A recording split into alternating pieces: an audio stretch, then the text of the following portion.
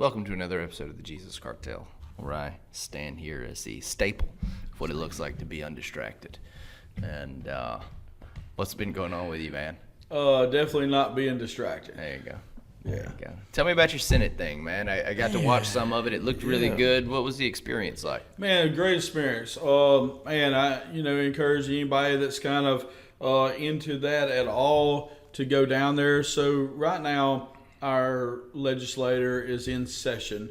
And so some days they're on the floors in the Senate and the House, and some days they're in committee rooms. And so Department of Agriculture has a committee room, Department of Finance has one. And so the one I was in, it was about the criminal courtroom. So anything that has to do with criminal laws would be in this session room and stuff. So the Senate side met on the criminal side. And so it was really cool. It was like 7 senators in there making this committee. Senator Jay Morris of Monroe is the chair for the committee. He also happened to be the one that sponsored the bill that I went to go speak in behalf of. So it was cool because he was residing over the committee.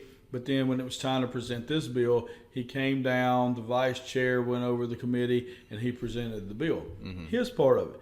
But then he comes back up, takes his spot, and all the people that give the testimonies, like me, then he still governed that, even though it's his bill, So it was really cool. We had a lot of really strong people that were for removing kratom off of the shelves and not being able to sell it anymore.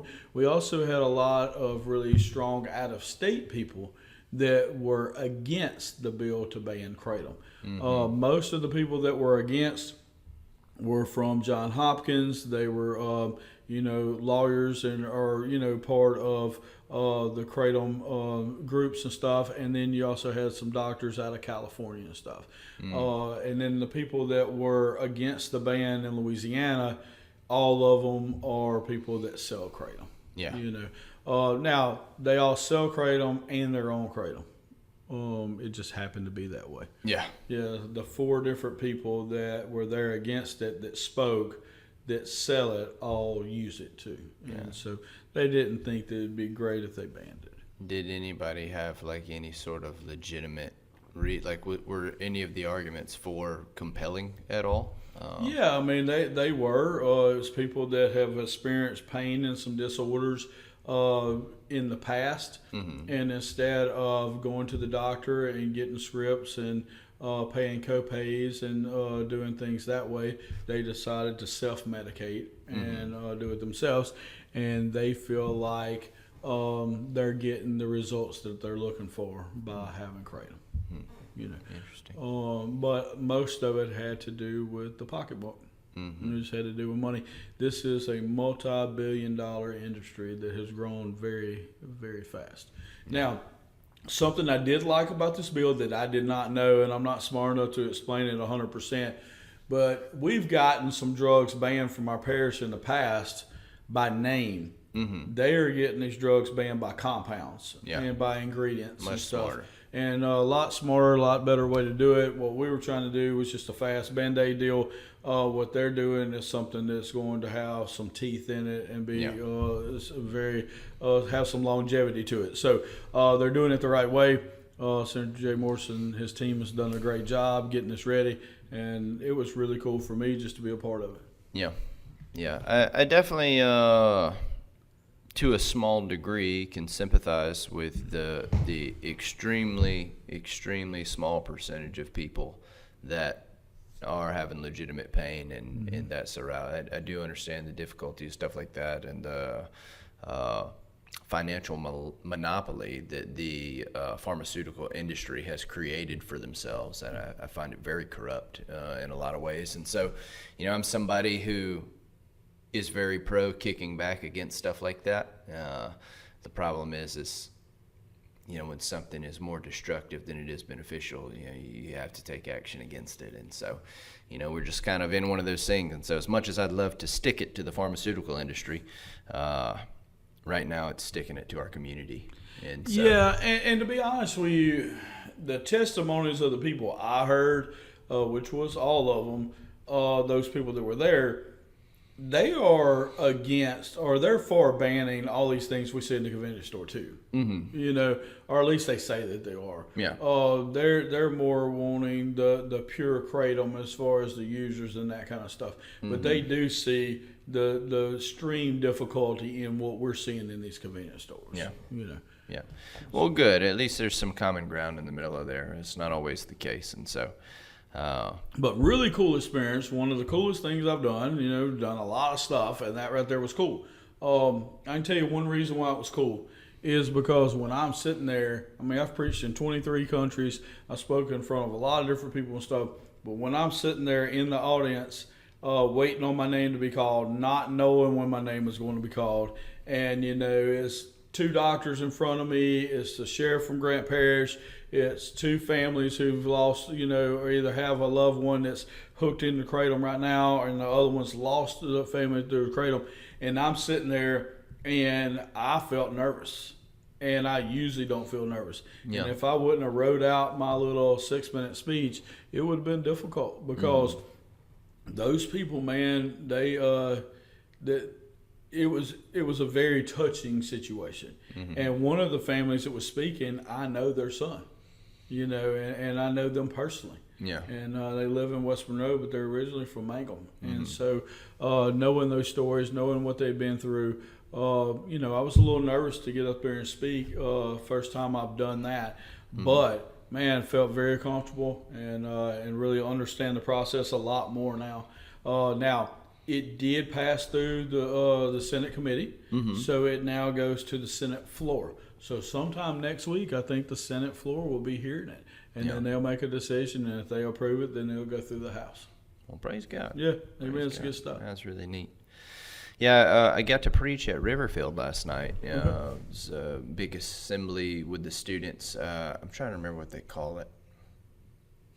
Fields of Faith, I think is what it was called. And it was a really neat experience. A lot of movement of the Lord in the place. The Delhi Pentecostal Tabernacle did worship. They did an excellent job leading worship. It was, there's people who play music well and there's people who worship well, and they did both. Yeah. And I really, really enjoyed them. And Mr. Dan was playing bass. And, I know some of those guys. Yeah, and they're very talented. Yeah, and genuine hearts for the Lord. It just, it being around them, you can feel the presence of the Lord just being in the same room. And so, that's the kind of person that, I hope to be. And so it's cool when you get to see people that are that, and you can just feel the presence of God when you're around him, and he's very much one of them. And I think the other thing I like about Mr. Dan is that, and mind you, I only know about Mr. Dan. The last night was the most time I've ever spent with him. Talking about Dan Stansberry, correct? Yeah. And last night was the most time I've spent with him, but I've heard about him for a long time. And based on what I hear, he's got a lot of reason in the eyes of society that he could be very arrogant and boastful about himself. And that is just the exact opposite of what you get when you're around him. Yeah. And so I love a guy who loves the Lord and has a humble spirit, and that society would justify him being proud, but he's not. He's confident, very confident in who he is, and that's, you should be. But in no way is he arrogant or boastful or focused on his worldly successes or anything like that. It's kingdom for him, and you could tell that the people he surrounds himself with are the same type of people. And so it was just a really good experience. A lot of movement from the students and stuff like that. I believe that the Lord, I say believe, it was witness to the Lord moving in the student body, and it was where, there were still a lot of kids praying together and stuff like that, and they just shut it down, and it was, we were there for a while. And while on the one hand you never like for things like that to have to be interrupted, on the other hand, how cool that it had to be. That's a great thing. And so super excited about that. The other thing, I had a dream last night, and Brad Clark was in it. And I wanna just share for a minute, because I believe that dreams sometimes, can be very revealing about things. Not always. Sometimes you have weird dreams. Sometimes they're very revealing. So we're segueing from a very tall, nice looking, fit business guy that owns several businesses, including fitness clubs and stuff. Sure. And comes to the banquet and spends over $1,000 on sweets, even though he looks like he never ate a sweet before. And so we're segueing from him to Brad. Yeah. Okay. Yeah, I know it's a big jump. I know it's a big jump. Yeah, I understand the concern. So in this dream last night, we were all hanging out. It seemed very Fresh Start banquet-ish. I don't know exactly where we were there, but it was all of us from the church and from the river and from Fresh Start, and we were all at the river and we were outside, and it was this like bright sunny day outside, and there's just people running around everywhere. It seemed, I don't know what we were getting ready for. That's why I say it felt banquet-ish, but it had that vibe. And my wife is there, and she looks at me and she goes, "Andrew, your eyes are bleeding." And I was like, "What?" And so I go over to one of the glass doors at the river, and I look in the mirror, and there's like tears of blood coming like straight down the center of my eyes. And I look at Courtney, I was like, because our kids have been sick over the last, I was like, well, I haven't slept much in the last, maybe I just hit a point of exhaustion and it's causing some stress in the blood, but I don't know. That's all I can figure. And then I see Brad kind of walking up, and I walk up to Brad. I'm like, "Brad, dude, I don't know what's going on, but I've got an issue," and Brad starts yelling at me, and he goes, "Man, did you touch the washing powder and then touch your eyes?" Starts accusing me, not like hand washing. He's talking about laundry powder. He's like, "Did you touch the laundry detergent and then touch your eyes?" I'm like, "Brad, I'm not doing laundry here." So that was my interaction with Brad in the midst of my despair. I don't know what that says about him. I can decipher a lot of things. I don't know if that's. I think it says that he really wants to make sure that you're clean. Yeah. Yeah, I don't know, man. I don't know if that was a warning from the Lord, like if you need help, don't ask Brad, or what it was. I really think what it is it's now like May the 1st, and we really hadn't worked on the banquet. That's probably what it is. I actually haven't even thought about that. Oh, that's ironic. Yeah, that's not good. Okay, maybe that's maybe that's what it was. I don't know. Yeah, but that was definitely an interesting dream. It's weird to see how sometimes things like that, like unexplainable, nonsensical things happen. Yeah. And but so Brad, take a look at yourself, examine yourself, and see where the Lord leads you. Hopefully somewhere better. You do realize he doesn't listen to Jesus Cartel, right? Well, I know he can't read. Oh, okay. And so I wasn't sure how his hearing is. And a lot of people, when I say that, their immediate response is like kind of giggle or whatever. When I say Brad can't read, tell me this: have you ever seen him with a book? Think about it. Really think about it. He's got some in his office. Have you ever seen him read one? You know what I mean? If you wanted people to think you could read and you couldn't read, wouldn't you have some books around? You know what I mean? That's just I got you. Something to think about. I got you. For those of you who do listen, don't say anything to him. Just pay attention and see if you ever see him with a book. We'll let you decide. So to go into the baseball segment of our broadcast, where are y'all at in the playoffs? We are supposed to play tomorrow, but the weather is not looking like it's going to be favorable. Is this round 2? Yes, and we should have played Tuesday. I still don't exactly understand why we didn't. Best I can gather is that the Doy line coach refused because they played Friday and threw a complete game with their ace, and that's the only pitcher they have. And so I think that he refused it, hoping for a little more time to get his guy rested. But now we're in jeopardy of I don't know what the repercussion is if we don't get this game played, but it could be bad. I'm not sure. It could be we have to forfeit. Right. I'm not exactly positive, but it's not a good thing. Hopefully we can get it played in the next couple of days. And it may, if the weather does get bad, it may put us in a precarious situation because we may have to turn around and play Tuesday. We may play Saturday and Tuesday. We may play Monday and Tuesday. And now, luckily, we've got some depth in our pitching and it's still early-ish in the playoffs, but it's the playoffs. You only get one shot at it, and so you hate to not be able to throw your best guy. And we've had one young man, Eli, who's been the most consistent for us. Now we got several young guys that are really good pitchers, but consistency has been a bit of an issue for us this year. And so we'd be most comfortable throwing Eli because of his consistency. And we got some other guys that are fantastic pitchers and could very likely go out and have a lights-out performance. But we might be in a little situation. We might be in a little situation right now. And you hate to look ahead either, because first we got to win this first game. You can't even be thinking about the second game before you win the first one. And while on paper we should win pretty handedly, paper in baseball don't usually jive real well. Yeah. And so we should have won both games against Mangum this year and didn't, And so you gotta deal with stuff like that sometimes. And so, but how about y'all? Y'all just played, right? Yeah, so we played last night. Ours was supposed to be tonight. We moved it up and played last night. That was smart. And we moved it up and played last night. So when you're the home team, it means you're the better seed. And it also means that you're supposed to dictate what happens. You have like a 5-day window to play a ball game. Agreed. And so Cody should have stayed on top of that. Yeah, and I don't know that he didn't. I mean, if it was supposed to be on Tuesday, It's not that it was supposed to be on Tuesday. It was supposed to be. Yeah, it could have been on Tuesday. Right. But I don't know the ins and outs of the conversation. I wasn't a part of it.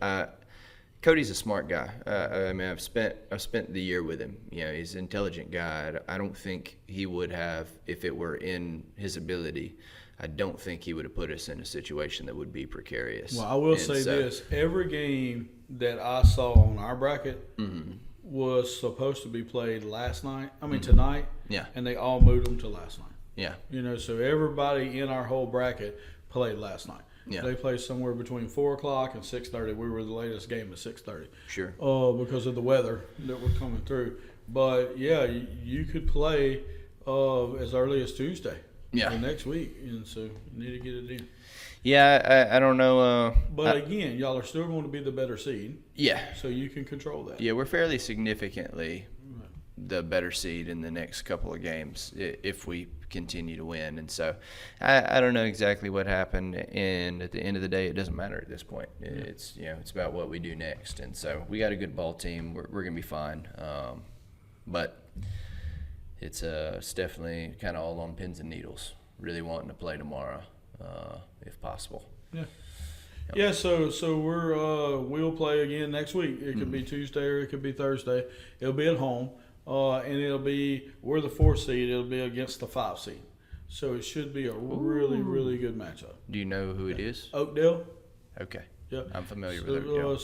It should be a really good matchup. Yeah. They'll be coming here. Yeah. That is the good thing about winning that starting game and winning at the end is that we were able to get the 4 instead of the 5. So instead of us going to Oakdale, they're coming here. Yeah. So that's a good thing. Our boys were jacked last night. They didn't hit the ball until the 5th inning. In the 5th inning, they scored 9 runs and was able to end the game early, 10-0. So they had a very good performance on a lot of levels that I think will help them because they've been off for 2 weeks.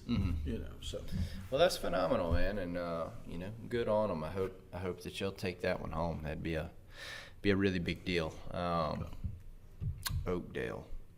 I don't think I've heard anything about them this year. But if they're the 5 seed, then they must have done fairly well at least. They've been good for the last few years, but I hadn't done a lot of research because I'm just not that guy. Yeah. For me, it was all about Haynesville. Do you know who the top 3 seeds are in y'all's? Do you know off the top of your head? So Oak Grove is 1. Welsh is 2. Okay. I don't know who 3 is. Okay. Yeah. So see, Welsh and 3 play, and then us and Oak Grove play. Yeah, we played Oak Grove a couple of times this year, and the first game they beat us both games. The second game they beat us bad, but we didn't. I mean, we could not field a grounder. It was by far the worst performance we had on the season was our second game against Oak Grove. I haven't played both of y'all. I see that game is winnable for you. I really do. We played yeah. them into 8 innings, Yeah. and lost, by 1 run, I think, in 8 innings or something like that. So Yeah. they're 2 very good teams, but we would rather see them in the semifinals than we would in the finals, because we get to pitch our guy in the semifinals. I would say that if I were going to describe that matchup, I would say that Mangum would have what I would consider a harder lineup to pitch to in terms of just danger. But I would say that Oak Grove executes more effectively. They're Oak Grove they're has going a winning to, mentality. They're going to put the ball down. They're going to move runners over. They're going to do things excellent. It's the same exact team that won the state championship last year. Yeah. I think they lost 1 player. Yeah. So both teams know each other well, and hopefully next week we'll be able to talk about that game because hopefully we'll be getting ready to play that. Praise the Lord. Yep. Yeah. Well, good luck to y'all, man. Quick get to know you segment question. This is a quick. I haven't mentioned anything to you about it, but this should be right up your alley. Okay. And so, I want to know right now. Somebody gives you $1,000 cash, and they say you have to spend this on clothes. What are you buying? $1,000 cash. You can get anything under the sun. It can be whatever. You can get something, one expensive thing. You can get a million inexpensive things, but you got $1,000. Yeah. What do you go? Yeah, with? $1,000 spent on clothes. I'm buying clothes. Know what I'm saying? Like what specifically? all What of them. kind? I'm buying all of them. So you're just gonna spread the wealth. Yeah, I'm gonna spread the wealth. I'm gonna buy, I'm gonna buy shirts because it's summertime right now. So right now, what I would do is I would first off see if there's something that usually I couldn't afford that is out of season right now on some kind of deal or something like that. So if there was a sports coat that was a little more of a winter type sports coat or something that I could get on a deal right now, I would buy it, and I would buy it first in case it took, a chunk there or something like that. So, I may try to get something that's usually $300 or $400 that I'm able to get it for like $150 or something like that. And then after that, I'm spreading the wealth. I'm gonna buy, a couple different shirts for right now. I'm gonna buy, a pair of slacks or 2. I'm gonna buy another pair of blue jeans, and then I'm probably going to buy 3 different shoes, according to 3 different kinds of shoes there. So just spreading the wealth all the way across the board. Won't get a ton of things. We'll probably get just some good, solid, better things. Yep. Yep. I like it. Yep. I like it. Probably end up with $1,000. I'd probably end up with 8 to 9 items. Because I'd be looking to spend $150, $200 on a nice jacket or something, and then other than that, most of my pants are about $80. Most of my shirts are between $50 and $100. Most of my shoes are between $100 and $300. So that's kind of where I would be at. I like it. Yep. I like it. What about you, Andrew? I would get some really nice suits. Okay. I'd get some really nice suits. You know me pretty well. I don't super care how I look day to day. It doesn't super matter to me. I'm more of I dress for functionality. I dress for the things that I'm going to be doing. And Like today, you're rapping. Yes. Yep. Of 2 years of this show, I think that's my favorite thing that you've said. That was quick. I really appreciate that. Yeah, today I'm starring in The Flavor of Love. We're gonna see what happens next. I dress for what I do, and most of what I do involves me moving, and so I dress comfortable. I like trying to look nice for people in the morning, and then try to go home and change it. It's just too much for me, and then it puts the burden of laundry on our home more so than it has to be, and so I try not to do all that. And then there's not a lot of scenarios that call for me to dress super nice in terms of there's really nice, which I have to do fairly often, and then there's casual, which is 99% of my life. What I'm almost never required to do is dress in between those two. That's just not something to do. And so I got a couple of flannel shirts and some jeans and boots that I can wear to church, and if I can't wear flannel jeans and boots, then I'm probably wearing a suit. You know, like if you're forcing me to upgrade from there, I'm just going to go ahead and put a suit jacket on, and let's call it what it is. And so, you know, the best $1,000 I could spend, because I've never actually spent money on suits. I have a few, but it's like the cheapest thing that I could get away with buying that, you know, sort of fits. But I don't actually have any suits that fit well. Everything is off here, there, or yonder. And my jackets are manageable. I don't have any suit pants that fit even remotely decent. Not a single pair. And so if I could have some good suits, and I mean, I don't know, I'm naive to it because I've never done. I don't even know if you could buy a suit for like a decent suit for $1,000. And if you can you buy 1, 2, 3? I have no idea. And so I would just kind of figure that out. How much would it cost to actually get a fitted suit? And I would try to get, if possible, I would try to get at least 2. That way I could have a black one, and then I could have another one for when, you know, because I don't care so much about matching. I honestly can't even tell when I do match, but I know that a lot of times people don't want you to wear black. And so there are times most of the time it's okay to wear black, but there's sometimes where it's like hey, anything but black. And so doing weddings and stuff like that I have to do fairly often, it'd be nice to have a couple of suits that I could just like wear and know like, okay, like I've got something that fits decent. And so that's what I would do. So just some advice on that. If I was you and I was trying to, you know, do something nice but stay in the money, I would buy the black suit. You know, that would be my first purchase. Yeah. But then what I would do is I would turn around and get a sports coat that would go with a with black pants. Yeah. So obviously, it's very obvious that I know the difference between a sports coat and a suit jacket. Yeah. But for the viewers that might not. No, so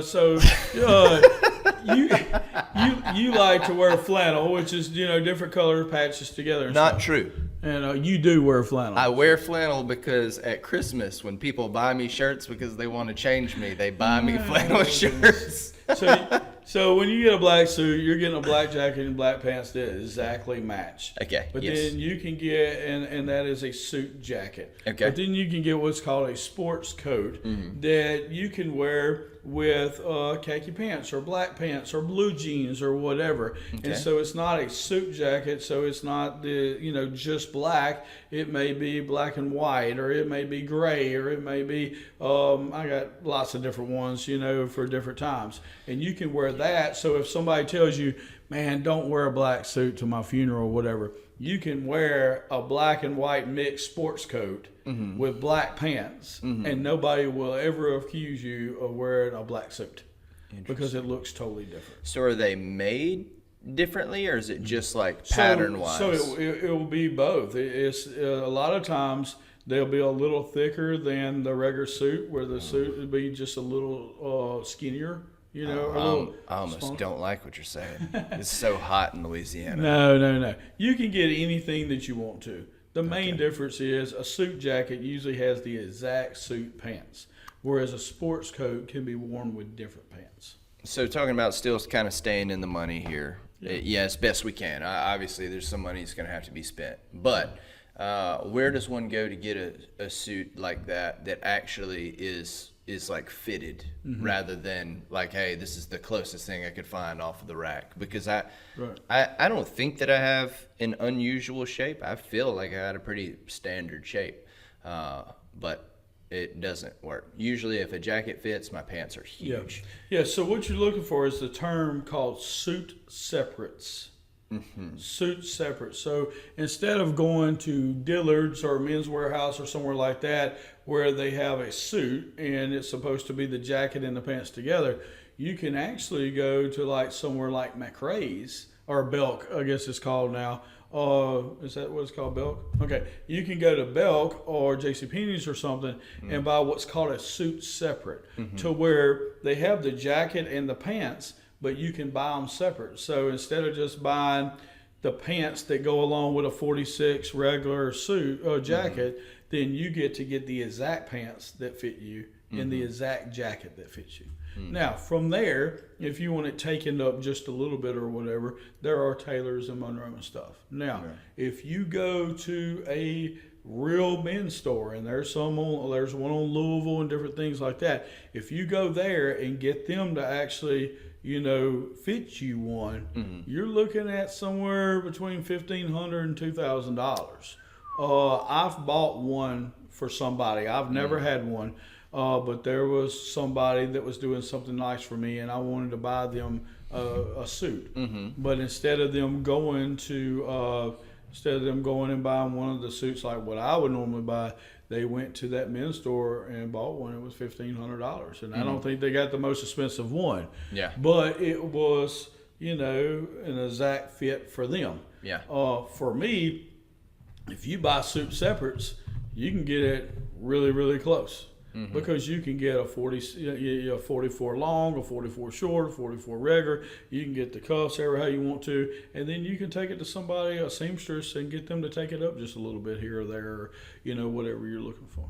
So for me, I don't go that route because I like to have nice stuff, but I like to have exactly what I need for the occasion. And I can't afford to have exactly what I need and it be the top of the line. Yeah. So for me, when I'm looking at a shirt, I want to make sure that I have every single color shirt in every single deal that I would wear, so that I never have to tell myself no, but I don't have to have the most expensive version of that every single time. Yeah, and I kind of land on the other side of that, where I want the best thing that I can get that will work in the most situations. Right. And so, and I've been that way my whole life. Yep. Everybody just sees things different. Yeah. My roommate in high school and college, he owned 5 shirts, and they were all $120 a piece. Yeah. Yeah. I remember you telling me about that. Yep. That's good. And so last week we got into the weeds a bit on getting rid of distractions and kind of what that looks like in your life. And man, I really, really enjoyed that conversation. And this week, tossing a bit of a different direction. Yeah. To open us up a little bit on what we're talking about today. Yeah, so just remember that we're talking about just a thing that we found that, 10 tips to being successful, or to be able to be successful at your goals. And so we've been kind of going through this list. And, and this last one is, you want to say it's unusual, but I think when we talk about it, you'll find out it's not. And so last week was get rid of distractions. This week kind of could go along with that a little bit, because it's called count on yourself. Man, I love this one. This is one that, just want to say right off the bat, there is a balance. I understand that. Today we're going to be all about this topic. There is a balance there, being able to delegate, being able to, use other people to help accomplish what you're trying to do, and in turn that helps them. But for this week's topic, it is count on yourself. And here's the deal. If you want to get something done, if it's your goal and this is what you're trying to accomplish, you can include other people, you can get help from other people, but at the end of the day, you got to count on yourself. Hey, this is where I'm the most comfortable at. Yeah. I am the most comfortable counting on myself in these situations. Why? It's not because I can do everything. It's not. A lot of times we say the last thing I fixed around the house was supper. Yeah. You know what I'm saying? But the other night, we can't say that anymore, because the other night, Cooper, Blake, and Miss Becky tried to fix something. They told me to call a plumber to fix it. I didn't know this was a problem because it's been going on for 4 days. They ain't told me about it because, I can't fix it. And so they finally tell me about it. This has been a problem for 4 days. And I go look at it. And within about, I would say, 7 to 9 seconds, I fixed it. Yeah. If Cooper wouldn't have watched me fix it so quickly, I don't even think that he would have believed it. Yeah. But then later we were able to tell his mom, who I still don't think believes it. But anyhow. And shouldn't. Well, it is what it is. So I'm not saying I can do all things. What I'm saying is if God put it on my heart to make this a goal of mine, then I can do it. Yeah. And I am the best one for the job, and I am the one that I can count on the most. Now, look, I believe in bringing people along with me. One of my major goals for this year is that everything that I learn, everything that I grow in, everything that I'm successful in, that I bring at least one person along with me for the ride and not just learn it all myself. I'm doing one of the biggest projects that I've done, biggest individual projects, and I brought somebody along with me on it that I didn't have to. Yeah.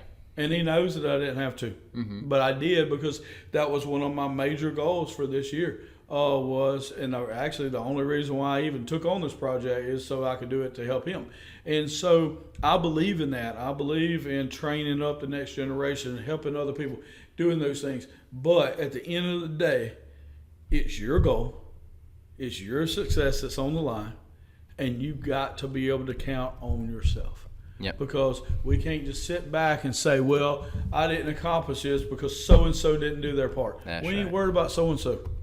That's We are concerned about you. I remember when my children were in junior high, the only 2 times that I remember going and seeing the teacher and having to deal with an issue at school was over group projects. Yeah. Because they wouldn't allow you to choose who was in your group. Mm-hmm. They would, put my smart kids and tag team them with kids that weren't smart. And then based off of what the not smart kid did or the one that didn't want to try or whatever, then my kid would get a grade, And so that's difficult, And so at the end of the day, you have to be able to count on yourself. Yeah. You don't have that issue homeschooling. Just want to let you know that. So Arya doesn't get a lower grade because Maddox is not able to communicate properly. Nope, hasn't happened yet. Yeah. We'll see. Parent-teacher conferences are weird, but so the word you're looking for is dichotomy. Okay. There's a book that several of the guys in the center have been reading right now via my suggestion. It's called The Dichotomy of Leadership, and it just means the balance between the extremes of leadership. Mm-hmm. And so a leader has to be confident, but he also has to be humble. That's a dichotomy because there's a space in the middle of that, and you've got to learn how to function to both of the extremes. It doesn't actually mean you stay in the middle because you're going to have to wander to the extremities of it. And so if you stay in the middle all the time, when you need to show great confidence, you can't. And when you need to show great humility, you can't.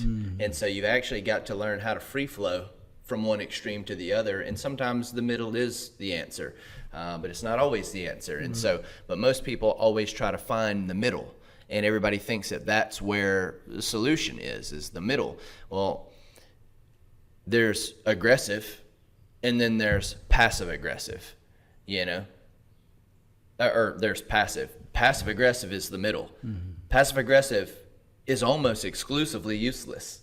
There are times to let things go, and there are times to get things done. The middle, being passive aggressive, is I can actually think of 0 problems that passive aggressive mindsets have ever solved. All it does is make everything worse. And so the middle is usually not actually the solution. It's we sit in the middle and watch, and we decide which of the 2 sides of the dichotomy that we're going to lean to solve this problem. And then we remove ourselves from that and rest back in that neutral place until it's time to take action again. And so when it comes to counting on yourself, you got to understand that nobody's coming to save you. We've got this thing in our mind that, we can just kind of go through, do whatever, and that eventually someone will come rescue me out of this. And that's just not true when it comes to the things in life. It's you got to understand the conversation we're having right now is not, we're talking about how to be successful. We're not talking about trying to get yourself to heaven, because that was a work that was accomplished for you, not even with you, completely for you. It was a gift that was given to you, your salvation. So we're not talking about, hey, Jesus can't say, that's not what we're saying. We're saying in order to be successful in this life, now that you've received the Spirit of God on the inside of you, you have to understand that Jesus sees that Spirit as sufficient to do whatever is required. It's the reason that he saw it as a gift. When Jesus said, you'll do even greater things than these, when he's talking to the disciples, He said that on the tail end of him telling them that he's sending his Spirit to dwell within them. He's like, I'm going to send you the Spirit to dwell within you, and you'll actually be able to do greater things than you even witnessed me do. And people think that's like some type of heresy. It's not heresy. It's what Jesus told the disciples. Mm-hmm. And so he tells them that because he's given them all sufficiency that's going to dwell in bodily form within them. And so there should be no need for anyone to save you. Mm. If the Spirit of God on the inside of you isn't enough to do it, we got a problem. Good word. We got a problem. And so, and you mentioned this, and I had typed it out before you said it, and so I'm going to say it again because I think God wants everybody to hear it twice. Mm-hmm. If someone else can derail it, you've relied too much on someone else. Yeah. If someone else's actions in and of themselves can completely derail whatever you were doing, you leaned too much to begin with. And so there's a difference in asking people to help and asking people to come alongside you, but that's what you're doing. I ask people to come alongside me. It does not make me void of my responsibilities or me void of accomplishing the task that I'm accomplishing. I should still be the one accomplishing it, right? If I'm taking online classes right now in college and I ask Annalise to take these classes for me because she's much smarter than I am, that's a smart plan. Mm-hmm. Here's the problem. If Annalise decides she doesn't want to do the classes anymore and I fail, I can't blame anybody else. Right. That was my responsibility. She could come alongside and help me, and that'd be fine. And if she decides she didn't want to do it anymore, I could still succeed. But if I just take all my work and say, hey, it's yours now, you do it. Well, now I've relied on her too much, and if she decides she doesn't want to be a part anymore, it will derail my quest completely. That's my responsibility. It's not hers. And that's ultimately what you have to decide when you make decisions, because people are always like, well, how much can I lean on someone? How much should I not lean on someone? And my answer to that is I'm going to say that it's simple. I guess to some people it could be complex, but I really don't think that it is. Here's how you answer that question. How much should I lean on someone else? As much as you're willing to take ownership for. As much as you're willing to take ownership for. And so here's what I mean by that. At the end of the day, if I can rely on you this much and it fail, and I still can look at myself and say, hey, that's on me, then fair game. Fair game. Lean in. But if you lean in on someone and you know that if this fails, you're going to blame them for it, you've crossed the line. Yeah. You've crossed the line. And that's a good point. Yeah. That's kind of my base thoughts on the... Well, a lot of people come to me and, so those of y'all don't know, we run a large faith-based alcohol and drug rehab, and there's a lot of guys and ladies that come through here with a lot of different talents. Mm. And people have come to me over the last 20 years and be like, man, so-and-so's got this talent right here. You could open up a business based around so-and-so. Yeah. And you could, open up that just makes no sense to me whatsoever. Mm-hmm. Why should I start a business that's only going to be successful because of the talents of somebody else? Mm-hmm. That's difficult for me. So-and-so needs to open up a business. Yeah. Or either I may need to be a silent partner in their business. But for me to put my stamp on it and call it Clay's welding shop, mm-hmm. when Clay doesn't know how to weld, and this is being brought to me at least 100 times. Yeah, and you could probably weld better than some of the guys who come through here and say they're professional welders. But, that's not something that I know how to do, and it's not something that I'm trying to learn how to do. Sure. Now, if I can do it, but having the help makes it better, but yet if the help goes away, then I can jump in and do it till we get something else, hey, then I'm interested. Yeah. It's kind of like what you're talking about. Hey, now I'm interested. But if so-and-so leaves and it all goes to hell, I'm not interested in that. Yeah. At all. And so we cannot put that kind of responsibility of our success on somebody else's shoulders. That's definitely not what we're trying to accomplish. I completely agree. And the other thing is that, like, when you have the mindset of being successful and not relying too much on other people and things like that, and then you actually build something for yourself, or you see success start to come into your life through the decisions and choices that you make. One of the things that it does, oddly enough, is it actually takes your ego out of it. It takes your ego out of it, and because you can see success for what it is, and rather than like everything being self-made, like you become very aware of all of the help that you had in the process, and all of the people. There's no such thing as a self-made person. That's right. Everybody was given an opportunity somewhere.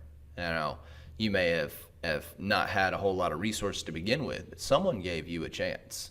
And people are like, oh, well, I started my own business, I did that. Well, somebody bought from you, brother. They shouldn't have, but they did. They put their stock in you instead of something that was more reliable, maybe more affordable. And it's like, that was like, you can say you made it yourself, man, but somebody put their faith in you. And so when you can actually take that in perspective, man, it's a good thing. And I do a weird thing where, and we've joked about this before on there, but like, I'm real bad about working myself out of jobs because I'm always looking for a successor. I'm always looking for somebody who can do what I do. We've actually had a conversation about this recently because there's someone around now for the first time in a long time that I think that if I had to leave tomorrow, there's somebody around now that I think could actually do what I do pretty seamlessly, and maybe even better once they kind of got their hands into it. That to me is a good thing. I see that as a good thing. We shouldn't be irreplaceable, and if things are set up that way to where the success or failure of something is dependent on one person, be that someone else or you, like you got a problem. Because when you build something that's successful, you've relied on yourself, like we're talking about, count on yourself, and you build something that's successful. To have any sort of longevity, though, you've got to create some checks and balances around you that support you in case something happens. And so it can't be sustainable if you remain the centerpiece. Things happen. Let's just say it like that. Things happen. I could get seriously injured tomorrow. Yeah, you got to have succession plans and everything. It's a very important thing. And so it's like, well, if all the Fresh Start falls apart because of it, like, we did something wrong. You know what I mean?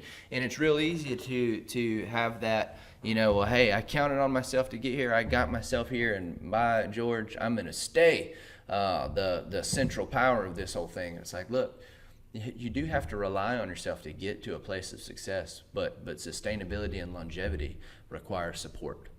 They require support. Yeah, Miles Monroe said one time he was getting ready to go speak at a seminar on this very topic, and he said, if I die today and my ministry fail and my ministry dissolved, then I'm a failure. And the next day he died in a plane crash. Yeah. And so there is a certain, we're talking about, reaching your goals, being successful. Hey, there's a certain amount. Hey, you got to be able to count on yourself. Don't worry about other people. But then once you get there needs to be a succession plan and something set into place so that what you are accomplishing is able to keep on being accomplished. Yeah. So I understand. And that's a good thing. And clearly Miles Monroe's work is still moving. Yes. It's doing very well. He had it set up nicely. Yeah. I mean, it was just mentioned on the most successful Jesus Leadership Baseball podcast in the greater Franklin Parish area. So many years later. Yeah. And so that's a pretty big deal. Yeah, Miles Monroe, man, teaching us rediscovering the kingdom, who we are in the kingdom, man. He's done a great job, and I know he's taught me a lot, and you and a lot of different people. I was thinking about Brian Enlow last night. Brian Enlow loves preaching out of Miles Monroe books and stuff. And so he set it up in a way to where it wasn't all about him. Yeah. Yeah. And what a beautiful thing, man. And so, at the end of the day, this is ultimately, if I was just going to give you a piece of advice on the subject of count on yourself, I would say this. Be willing to labor. Be willing to put the work in. It's got a whole lot more to do with effort than it does talent. And I think that you originally didn't, but I watched you kind of backtrack yourself and make a self-correction when you talked about the group projects. You said, you're smart kids, which you do have smart kids, in with the kids who weren't smart, and then you said, or the ones who don't want to do. Because that's usually what it is. It's usually what it is. I have met very few talentless people in life. Now, there have been a couple. Yeah. I'm sure that they had to, but I just was never made aware of it. But when I tell you a couple, I mean, out of the hundreds of thousands of people that I've met in my life, I can think of maybe two people who genuinely seemed like, despite their best efforts, they could not find success. Everyone else just didn't care. Everyone else who wasn't successful just didn't care. And that's the thing at the end of the day, is if you care, it will succeed. The reason most of the things that I'm involved in end up successful is not because of my extreme talent. I don't see myself as someone who's extremely talented. I get labeled that way from time to time, but anybody who spent any amount of time with me would be able to tell you, after really spending time with me, that I don't have some sort of unbelievable talent, but I do have an unbelievable level of care. An unbelievable level of care and willingness to do whatever it is that I have to do and spend whatever time that I have to spend to make something successful. That's not a talent. That's caring. That's actually caring to see something through. And that will, if you do that, that will present itself as supreme talent. And so when you look at the outside, you look at a lot of these professional athletes, and don't get me wrong, some of them were gifted with just unbelievable ability to do some things. But the majority of them cared. Yeah. They cared, and they put in a phenomenal amount of work to get to where they were. I know a few guys who are playing at the very top level of some different professional sports. I know some baseball players, some football players, some professional fighters. And of the ones that I know personally, I'm not talking about seeing them on TV. I'm talking about we're friends. All of them work harder than anyone else that I know. All of them, they work harder than anyone else that I know. Even though they've got more physical gifts than most people I know, they still work harder than everyone else I know. And so we watch them on TV and say, man, that is an unreal talent. Like you can't teach that. And it's like, you can't teach it, but you sure can hone it. Yeah. And that's what they've done, is they've taken an ability that they were given and they honed it into something elite. And there are things about you right now that are good, but they're not elite. But they can be made elite if your level of care can get to that level. Yep. And so that's ultimately that's what I mean when I say count on yourself. Is and when you said to count on yourself, be ready to labor, the very first thing that comes to my mind is going back to that project we're doing right now. To like I said, the only reason why we took it on is to help somebody else. Now we're going to benefit from it, but we wouldn't have done it, unless we were going to help them. And I think that person has been amazed of the effort that my wife has put into this project, and that's what he talks about all the time. Miss Becky was there till 8:00 the other night, and it's kind of fueled him to even try harder and be better and stuff, because, he didn't even know she was really going to be part of this equation. Yeah. He knew I had certain areas that I, was going to work in. He had certain areas, but then the very first day, within the 5 minutes of owning the property, her and I are both over there before he could ever get there, doing the bulk of the initial work ourselves, and it set the tone for the deal. And now we're at the end of it, and here she is, up late at night finishing it so that we can finish this deadline. And he's like, yeah, but we're there, but she's not. She said this exact word. She said, sometimes you just have to finish things yourself. Yeah. And she wasn't putting it on anybody else. She was putting it on herself. Hey, I know how to do this. I can get this done, and this is what I do. And so out of, all the people that have worked on the project, she's the most successful person. Yeah. But yet she's put in a lot of the grunt work, over other people. Mm-hmm. And so, hey, I love it. I love when we outwork other people. Mm-hmm. It's just like those athletes you talked about. Hey, they got more talent, but yet they're going to outwork everybody else that should be trying to outwork them because they don't have as much talent. Mm-hmm. Well, that's where I feel the best about ourselves, is when we're operating where we have the most talent, but we're still outworking everybody around us. Mm. Hey, look, it makes me feel good. Yeah. Not saying that we want to get such a level and nobody else is there. It's not it. I feel like that if we do that, it's making everybody around us work better too. Mm-hmm. I know my partner in this has worked better in some areas because he saw the effort that we put in, and the same thing with us, with him. And how cool that he finally got to see behind that curtain, mm-hmm. because there's always a curtain in which which people perceive about successful people. And, you know, a lot of times the assumption is that things just kind of fall on their lap, or man, stuff always goes their way.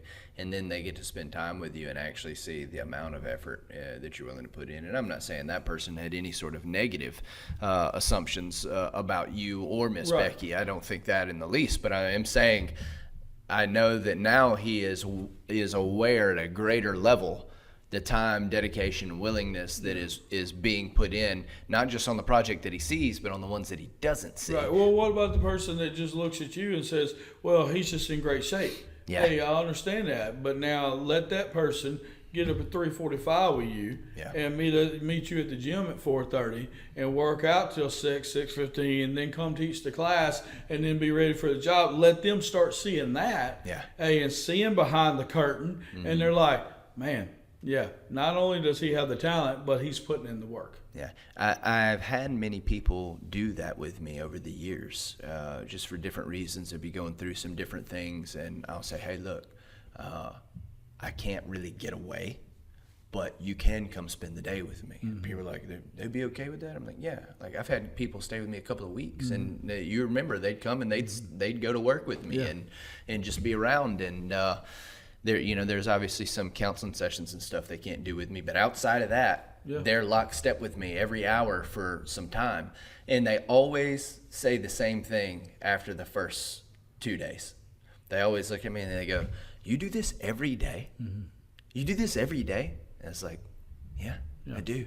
And it's just something that like mystifies them, that's a daily schedule that somebody could keep. And it's not because it's overly impressive. It's just, it involves me caring about a whole bunch of different things. Yeah. It's not caring about one thing and then that motivates me. I don't even believe in motivation. You know, it's not that I care about one thing that motivates me to do all this other stuff. It's that I care about my fitness. I care about my longevity so that I can be a good father to my kids for a long time. So I also makes me care about what I eat. And then I care about people knowing God. And so that's why I do this class. And then I care about the facility being sustainable. So that's why that I do this thing. And then and so it all just is different things that I care about that turn out that for me to be successful in all the areas that I care about takes that much time. Yep. And I also have a wife and 4 children that I care about. And so I go home and I can't just sit on the couch and drink beer until I pass out because I care about them too. And so I go home and there's additional effort and there's additional things happening. And it's like, it always just takes them back because I realize at the end of the day, like even when you look at my schedule and you're like, oh, well, at least you're off from here to here. And then you come home with me and you're like, well, that wasn't what I would consider off. Right. You know what I mean? Because you're like chasing kids around and stuff. It's like, it's a joy to do those things, but it's also a joy to do all the other things. That's what makes my life great, is that the grind of working out, and I don't like working out, is still a joy to me to do. The grind of eating correctly, even though I really like cake, it's a joy for me to eat correctly, and I find joy in the success of those things. The grind of being at class in the mornings to teach it's a grind to get up and do. But hey, I love the guys. I want them to grow. I want to see success. The grind of all the paperwork and stuff I have to do, and crossing all the T's and dotting all the I's and making sure everything's just so we can continue to move forward. It's a grind, but I love Fresh Start, and I love the people here, and I want it to continue to be successful. And then I go coach baseball, and then I train other people on the side, and then I got my wife and my kids and all the stuff, none of that has anything to do with the church job that I also work full time in between that. And it's like everyone has a question. It's like, well, how do you do it? And it's like, how do you not? Amen. How do you not do it, man? Like I would have trouble not doing it. Yeah. That's what would burden me, and that's what would make me feel bad, is the not doing it. Yeah. And so that's the place that I hope everyone gets to, is to where the difficulties that you are walking through in life actually become a matter of great joy for you. And when you can get there, in life becomes very easy. And it's different for everybody. Sure. Just like you talked about somebody coming and shadowing you, and then you do this every day. Tuesday, Becky and I took off to go to Baton Rouge. And the whole time, I'm working the whole time. Yeah, the entire time that we're doing, and not on one thing, but working on everything. And so, on the way back, she, when we finally got home, she was like, well, she said something to the effect of, well, you worked the whole entire time. And I was like, what did you expect? Yeah. You know, I have to do all those things. And so, you know, throughout the course of the day, I wore 6 or 7 different hats. Enjoyed every minute of it. Yeah. You know, it's not a burden for me. You know, some of it is a little more difficult than others. But the show must go on. We got things to do. And so even my wife that knows me the most is like, you know, and it wasn't like she was off either. But I was constantly working the entire time doing something, you know. And then that night I get home and a guy calls me and says, well, I was waiting to see how things went today. I know you talked to so-and-so, but you didn't call me. And so I got the burden of now needing to share it with him, you know, and everything and stuff. And so it wasn't that I didn't want to. It was just that I ran out of time. Sure. You know, so now I'm at the house and I'm with my son, you know, for just a short amount of time. But I'm having to take this time to, you know, talk to somebody else that I generally, you know, wanted to tell how my day was. Just ran out of time. Sure. You know, and so, but when you're doing what God's called you to do, it's a lot more joy. Now, where I'll end with this because I feel like we're probably close to time. If I had to trust anybody with me being successful, it would be me. Now, I want to have, you know, be able to depend on this one, depend on that one, do this or do that. But at the end of the day, if my success is on the line, I choose me. Yeah. And it's not because of me. It's because I believe that God has prepared me in advance to do the things that he has called me to do. Amen. Yep. Yeah, that's a good place to end, man. I'm good there. Amen. We love y'all.